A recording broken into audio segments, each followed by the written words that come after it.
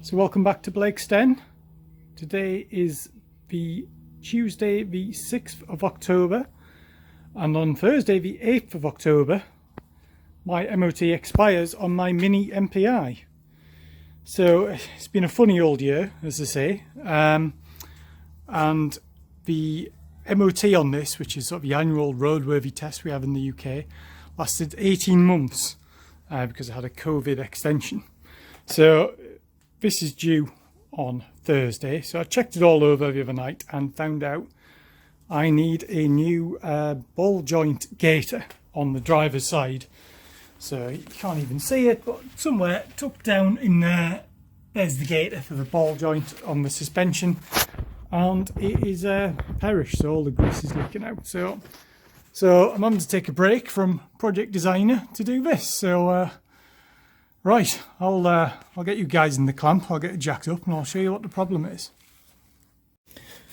So this is the lower suspension arm, it's the ball joint there, and that is the rubber which has failed. So obviously lots of grease pouring out of it because it can no longer retain the grease. So I need to undo that nut, pop off separate the ball joint, and then swap that rubber over. I've got a spare one, and then just clean everything up. So here we go. So that lower nut is 11/16 AF cross flats, which is the same as the wheel nuts. So I've got an impact socket and the breakers bar to undo that. So I just need to get it on there, and then thinking about this, it needs to go, I need to move it this way to make it loosen off. So let's see if I can crack this off. There we are. That wasn't too bad actually. It wasn't super tight, which is a bit worrying actually. I have had this apart, but it was many years ago when I changed the ball joints. So okay, I'll wind it out a bit more. But I don't want to take it all the way down yet because I need to separate that ball joint.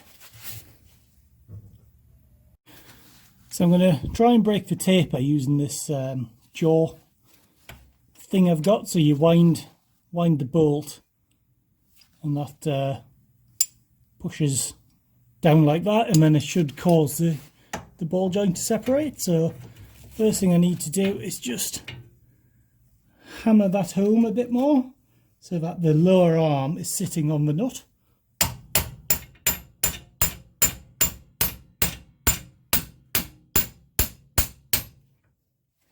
There we are, and actually I think that's actually broken the taper anyway, just by hammering that in. Yes, it has. Great news. Now we should be able to just whip that nut off. Right, okay, the whole assembly's turning now. Maybe it's not quite as straightforward as I thought.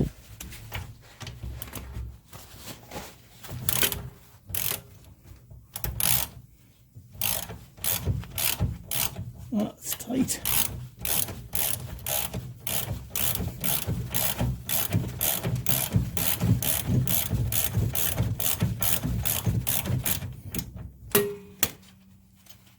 Yeah, just got away with that.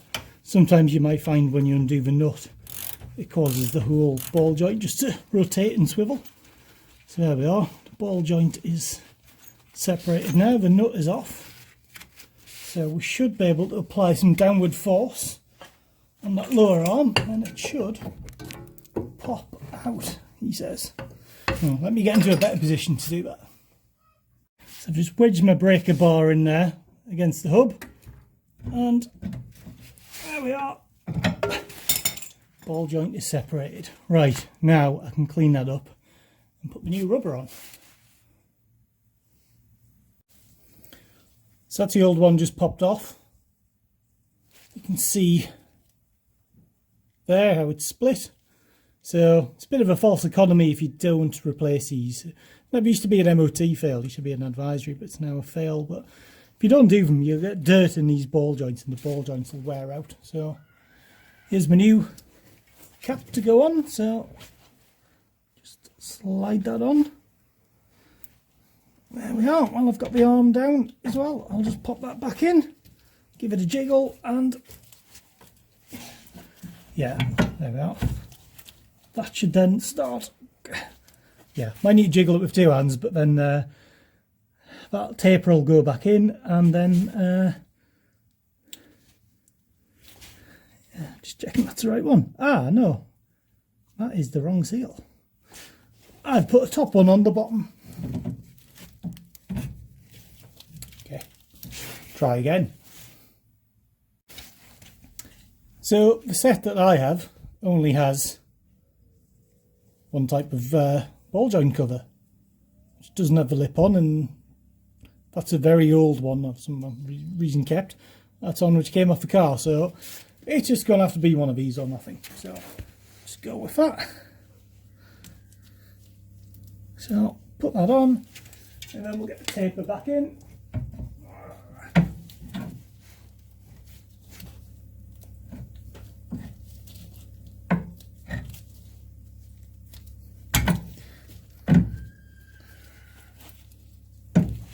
There we are.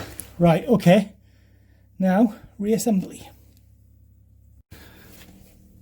Right, so just going to give us a gentle tap.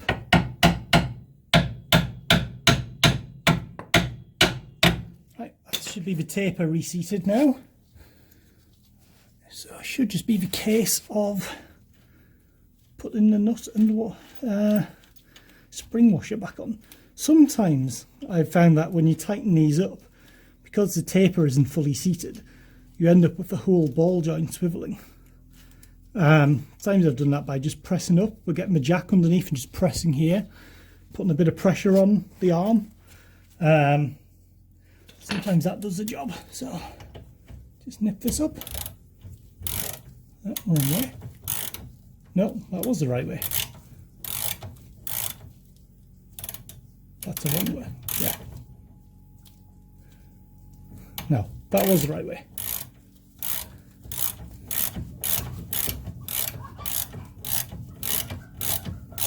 So yeah, that's tightening up now. It's always confusing working upside down.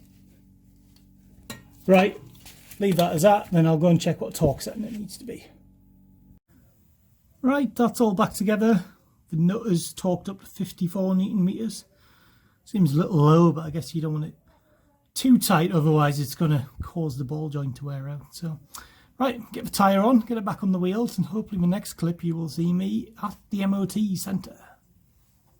Well, the day of reckoning is here, so I'm going to head off to the test centre now and hopefully we'll get a pass. Well, the nice day turned into a not so nice day because it rained and I failed the MOT. Two things first, the headlamp aim is completely wrong, which I've had before. I didn't fix. It was fine for about the last 3 or 4 MOTs and now it's come back again, so read into that what you will. And I've got a bit of corrosion down here. It's sort of behind the sort of the mud shield I've got put in, but yeah, it's on the end of the sill, so yeah, I think I'm going to have to take this off the road for a little bit and do some work on it. I also got an advisory on the rear suspension. So you could actually move it quite a lot up and down before the actual damper did anything. I think the knuckles are worn out on the end of the trumpets. Again, it was something I was supposed to do ages ago and I've got all the parts, but I've never done it. So yeah. Other things went wrong. It wouldn't start. The immobiliser wouldn't turn itself off. The test centre had a wireless keyboard and I've had a problem before, actually right here, with a wireless temperature sensor, which messes up the immobiliser and means the car won't start. So we had to push it out, start it up, and then it wouldn't get through the emissions, but eventually it did. So bit of a mixed day really, but I'm going to wrap it up for now, I think. I'm going to do a separate video for the repairs that I need to do. So yeah, I'll leave it there. So oh, it's also an ominous oily puddle appeared. So thank you for watching. Stay tuned to Blake's Den for more videos. Don't forget to like, comment and subscribe. You can also follow me on Instagram too. So thank you for watching and I'll see you guys soon. Bye for now.